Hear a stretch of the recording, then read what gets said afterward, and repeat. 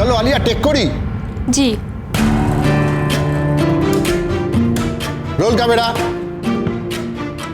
রোশনাই, ওদিকে মন দিও না, স্ক্রিপ্টটা পড়ো। অ্যাকশন।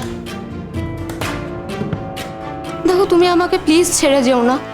তোমাকে আমি অনেকবার বলেছি, কিন্তু কেন এত জেদ করছো?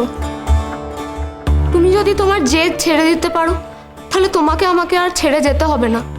প্লিজ যেও না, প্লিজ। কাট। রোশনাই, ওদিকে মন দিও না, তুমি স্ক্রিপ্টটা পড়ো, স্ক্রিপ্টে মন দাও। আলিয়া, তুমি ভয় পাচ্ছ কেন বলো তো? আর ভয় পেয়ে চরিত্রটাকে অযথা জটিল করছো। দেখো, তুমি সিচুয়েশনটা ভাবো, হিরো তোমাকে ছেড়ে পার্মানেন্টলি চলে গেছে, তাই না?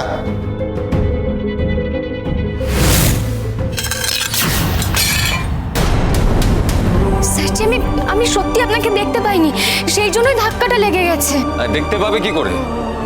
এখন তো আদিত্য কাপুর ছাড়া তো আর কাউকে দেখতে পাচ্ছ না। তোমাকে ভুল বুঝে চলে যাচ্ছে, অথচ তুমি সত্যিটা বলতে পারছো না। আবার ও তোমাকে ছেড়ে চলে যায়, এটাও তুমি চাইছো না, তাই না? এইরকম একটা সিচুয়েশনে তুমি কিভাবে ইম্প্রোভাইজ করবে, সেটা করো। এমন কিছু যা আমার মনে আছে, কিন্তু ও শুনতে চাইছে না, বা রোশনাই, কি হলো? তুমি তোমার কাজে ফোকাস করো।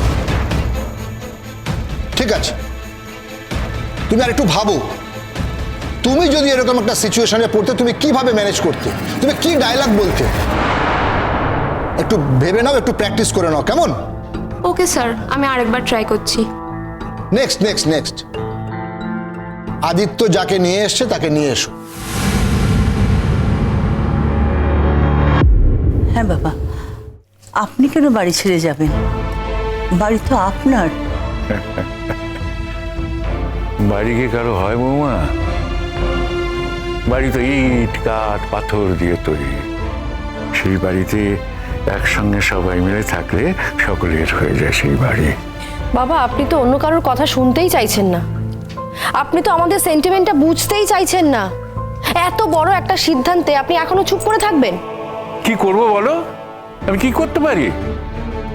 তোমরা তো মেয়েটার একটা পাত্র জোগাড় করতে পারলে না, বিয়ে দিতে পারলে না। ওর তো বিয়ের দরকার আছে নাকি?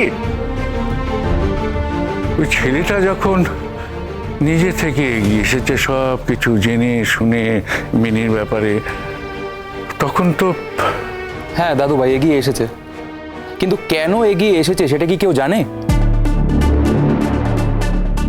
সম্পত্তির লোভে এগিয়ে এসেছে।